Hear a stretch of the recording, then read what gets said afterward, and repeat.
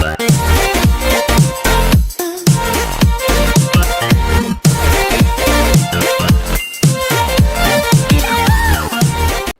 Ball Poem. So the title of the poem is Ball Poem by John Berryman. John Berryman, Ball Poem.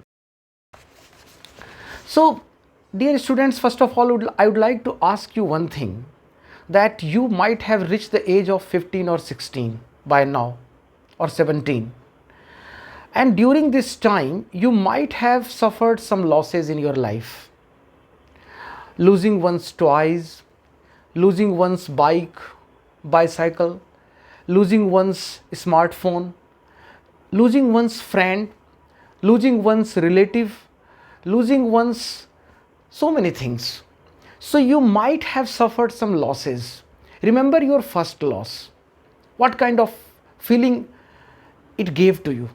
How did you feel when you lost for the first time something like your belonging, your ball when you were a young boy, or a toy, or any plaything, or anything, your book, your pen, your purse, your watch? How did you feel it when you lost it for the first time? You must have felt very bad, because if you use a thing over a period of time, it creates memories. And when that thing is lost, the memory becomes painful, because that happy memory of using that thing or spending some time with that thing is very painful. It is thing or a person. If you have a friend and if you get separated from your friend, definitely it will cause you pain. But losing is a part of life. We can't help it. Gaining and losing are the part of life. We can't wish it away. But we have come to terms with it. We have to accept it. Okay, and become a matured person, a responsible person.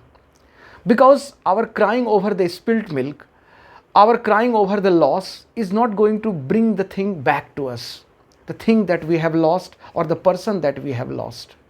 So through this poem, the poet is trying to teach us that losses are the part of life, and we must accept them and move on in life.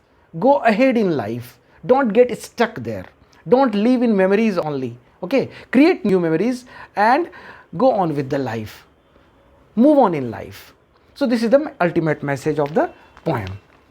So dear students, some pre-reading activity has been given in the beginning of the poem, and here it is. The Ball Poem. A boy loses a ball. He is very upset. A ball does not cost much, nor is it difficult to buy another ball. Why then is the boy so upset? Read the poem to see what the poet thinks has been lost and what the boy has to learn from the experience of losing something. A boy has lost a ball. For an adult, it is no loss at all, because another ball can be bought back. One ball can replace another ball. It is very easy. But will the poet do this to the boy? Anybody would say, okay, no, don't cry, child. I will buy you another ball. And after some time, the child will forget the first ball that he has lost. Why we do this? Our purpose is to help the boy to get over the grief, to forget the lost ball and get on with the life. But does this happen always? Suppose I lost my friend. He is no more. Suppose I lost my relative. Can that person be replaced? Can anyone tell me, okay, you have lost your friend, I will bring you another friend, or I will buy you another friend? It doesn't happen in life. Sometimes, or mostly in life, we have to live with the loss. Loss can't be compensated. Loss can't be made up. We have to live with the loss, and the loss is loss. Loss is a truth, and we must accept this. Mostly in life. Things can be bought back, but what about your friends? What about your good moments, good memories? I mean, there are things in life whose loss we have to suffer, and loss is permanent. So I get on with the poem. Here is the poem. What is the boy now who has lost his ball, and what is he to do? I saw it go merrily bouncing down the street, and then merrily over there it is in the water. A boy was there. A boy was playing with his ball. He was a young boy. The ball escaped from his hand, bouncing down the street, went into the water, and ball was lost. Now what will that boy do? He is looking into the water, searching for the ball, but ball is gone, bouncing down into the water. But he is constantly looking into the water and try to find out his ball, but ball is not visible. It is in the water, and where it is in the water he can't say. So he has lost the ball. Now what he should do? Loss has happened, and it is his first loss of his life. Okay, no use to say, oh, there are other balls. An ultimate shaking grief fixes the boy as he stands rigid, trembling, staring down all his young days into the harbor where his ball went. The poet is a sensible person. He thinks that to tell the boy that don't worry, there are other balls also. I will buy you half dozen balls for one lost ball. I will give you so many balls. But it is useless. How many times will he be able to compensate the boy? He will suffer loss after loss in life.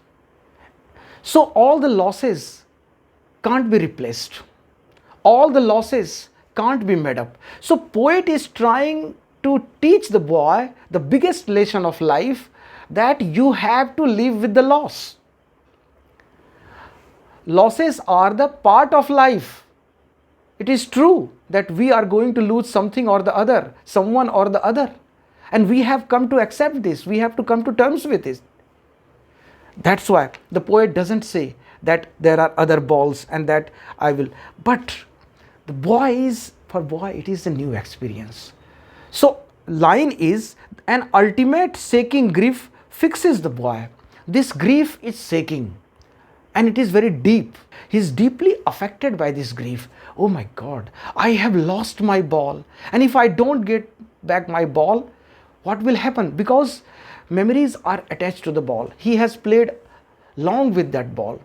Okay, many happy moments he has had with the ball. So what will happen?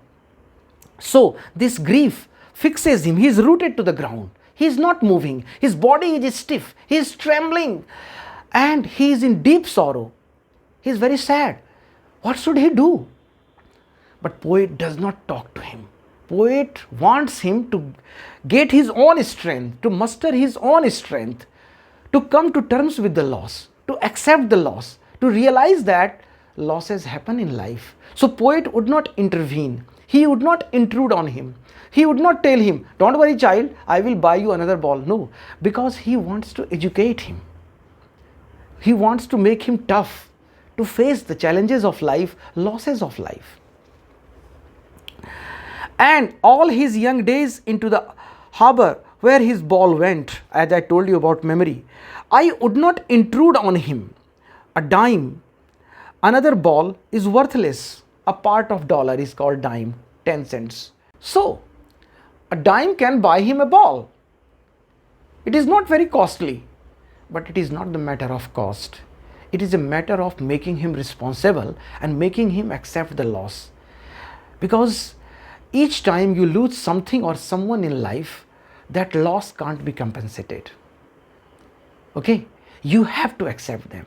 So the poet is teaching him to be able to suffer the loss and to learn from this, how to be careful, how to be watchful, and how to be responsible. He senses first responsibility in a world of possessions. As I told you, people will take balls will be lost always, little boy, and no one buys a ball back. What is this sense of responsibility?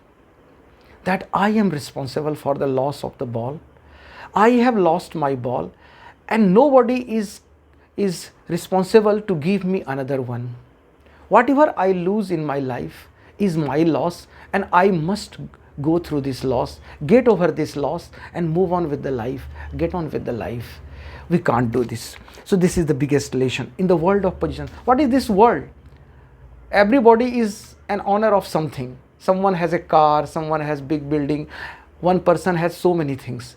In this world of possessions, losses are common, because if things are there, they will be lost. It is quite natural. People will take balls, balls will be lost always, little boy, and no one buys a ball back. Money is external. He is learning well behind his desperate eyes the epistemology of loss, how to stand up, knowing what every man must one day know. And epistemology means knowledge, knowledge of loss. He is learning that yes, life is what it is. Some losses are irreparable. Some losses are irreparable which can't be compensated. Okay, so he must stand up after the fall, after the loss, he must stand up and move on with the life. This is the biggest education of life. So poet wants to educate him this and stand up after the loss and face the life cheerfully, forgetting what has been lost and taking care of what he has to preserve and what he has to do. So life means you can't live in past, you can't lament over your losses, you have to move on, you have to accept them, and you have to be mature. So dear students, I think you have understood the poem. Thank you. Have a nice day.